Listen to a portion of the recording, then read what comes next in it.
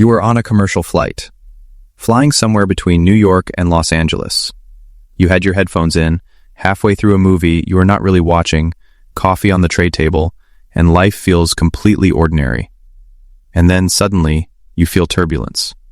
The seatbelt sign just came on. You are not worried. Turbulence happens all the time. But then the plane drops, not a wobble, a real drop. The kind of drop that makes your stomach climb into your throat. The overhead bins burst open, and luggage slams into the aisle, and somewhere behind you a woman screams. The engines make a sound you have never heard before in your life. At this exact moment you realize, this 400,000-pound aircraft, which is moving at about 575 miles per hour, is in serious trouble. Here's what your body does in the first 3 seconds. The first thing you notice is not fear. It is pressure. A sharp, heavy pressure right in the center of your chest. Your adrenal glands dump adrenaline into your bloodstream at roughly 30 times its resting concentration, like someone just turned a fire hose on inside your chest. Your heart rate rockets from a resting 70 to over 180 beats per minute in under 2 seconds. Your mouth goes dry instantly. That is your digestive system shutting down, because your body has decided survival is the only priority now. Every drop of blood is being rerouted away from your stomach and toward your muscles. Your hands go cold and grip whatever they can find, the armrest or seatbelt or the stranger sitting next to you, and they grip hard enough to leave marks. Your pupils dilate so fast the world looks slightly brighter. You notice details you normally wouldn't. The pattern on the seat in front of you, the way the flight attendant 3 rows up has stopped moving and is staring at the ceiling.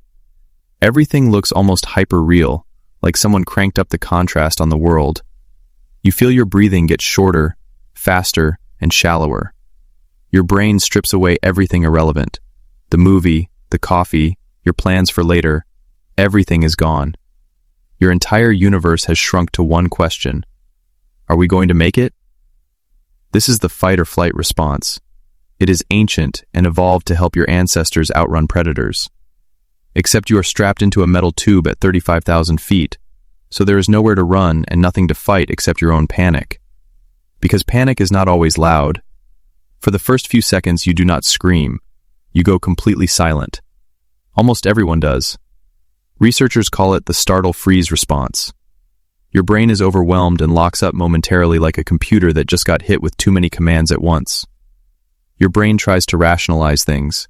It told you this is just another turbulence, or maybe a mechanical issue, or maybe pilots know what they are doing.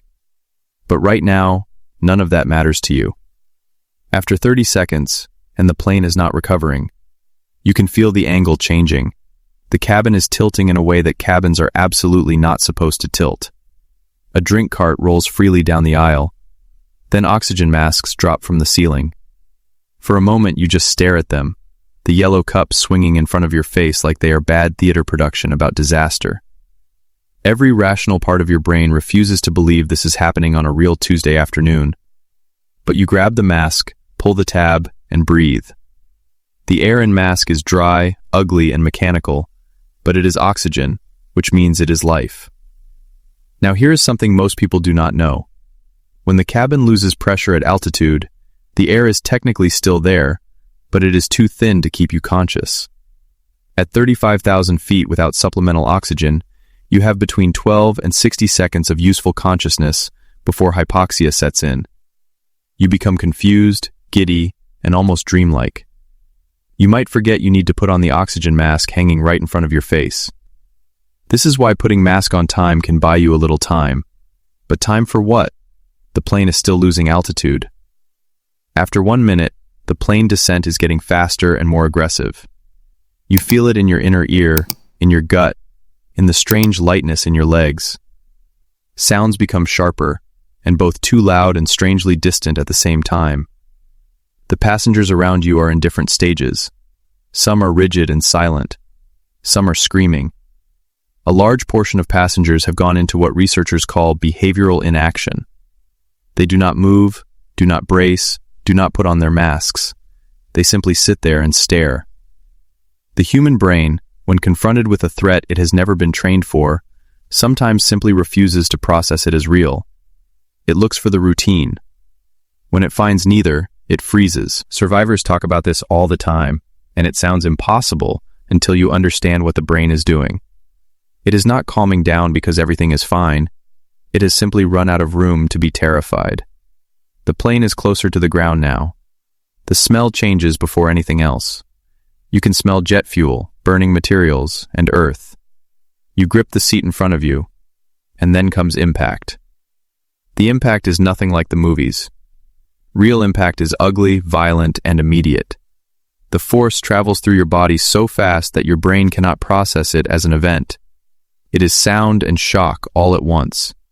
Loud in a way that feels physical, like the sound itself has mass and it is moving through your chest cavity. A crash impact can generate deceleration forces of 20 to 40 Gs, depending on the angle and the surface. For reference, fighter pilots black out at around 9 Gs. Every loose object becomes a projectile. The skeleton, including lumbar vertebrae, and the ribs take the first hit. Internal organs like heart and liver continue moving forward at speed even after your skeleton stops. This is called the deceleration injury. But your brain, which suspended in cerebrospinal fluid inside your skull, also continues moving forward. That fluid acts as a cushion. It buys you a few critical milliseconds. If you still somehow make it, the cabin is no longer a cabin. It's the wreckage with smoke, broken light, and smell of fuel filling the air. And this is where the survival is actually decided, because the crash is not always what kills people. The fire and smoke are. Smoke can make cabin uninhabitable in under 90 seconds. That is your entire window. That is why aviation safety experts say, if you survive the impact, the next 90 seconds are the difference between a survivor and a casualty. And in those seconds, the brain does something infuriating. It asks for permission and waits for instructions. That instinct is exactly what gets people killed, because the people who make it out are usually not the ones who think the most. They are the ones who move the fastest. Not gracefully, just immediately. They unbuckle. They stand. They move toward light, or air, or toward any opening that looks even remotely like an exit. They do not spend precious seconds deciding what to do. That is the whole game. Disaster does not care how smart or calm you are. It only cares whether you act while there is still a chance to act. Survival is not about strength. It is about refusing to freeze when every instinct in your body wants to pause and make sense of the impossible. It is about making one decision before your brain starts begging for a second. One task, then the next.